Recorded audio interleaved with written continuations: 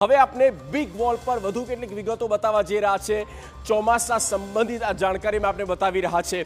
અટકી ગયું છે ચોમાસું, આ મહત્વપૂર્ણ જાણકારીમાં આપણે બતાવી રહ્યા છે, કારણ કે આપ જુઓ આ છે ભારતનો નકશો અને આઈએમડી દ્વારા જે ઓફિશિયલ આ નકશો જાહેર કરવામાં આવ્યો છે તે અમે આપને બતાવી રહ્યા છે।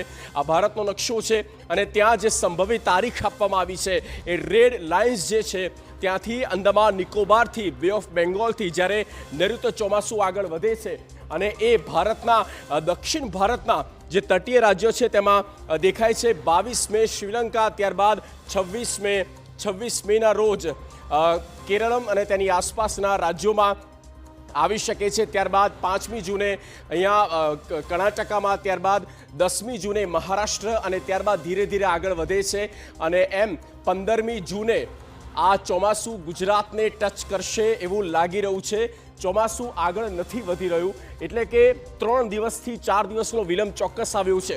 પહેલાં જે આગાહી હતી કે 15મી જૂનના રોજ આપણા ગુજરાતમાં ચોમાસું આવી જશે, પણ એમાં હવે સમયમાં ફેરફાર આવ્યો છે અને તે છે 20મી જૂન। 20મી જૂને જુઓ અહીંયા ગુજરાતના, દક્ષિણ ગુજરાતના, સૌરાષ્ટ્રના, ત્યારબાદ 25મી જૂને થોડા આગળ વધીએ તો કચ્છ તરફ દેખાઈ રહ્યું છે। 48 કલાકથી શ્રીલંકા પર સ્થિર છે ચોમાસું।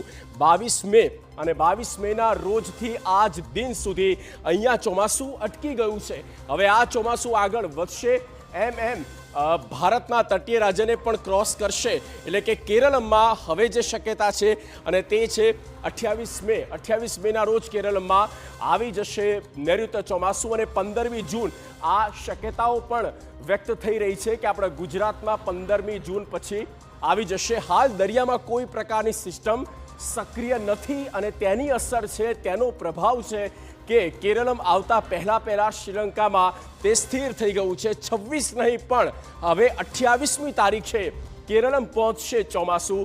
2 થી 3 દિવસનો વિલંબ ચોક્કસ અહીંયા દેખાઈ રહ્યો છે અને રાજ્યની વાત કરીએ તો 8 થી 15 જૂન વચ્ચે આવી શકે છે ચોમાસું। એ પ્રકારે આગળ પણ આપણે આ ભારતના નકશામાં એ વિગતો આપણે પહોંચાડી કે 15મી જૂને હવે ગુજરાતમાં દસ્તક દેશે નૈઋત્ય ચોમાસું।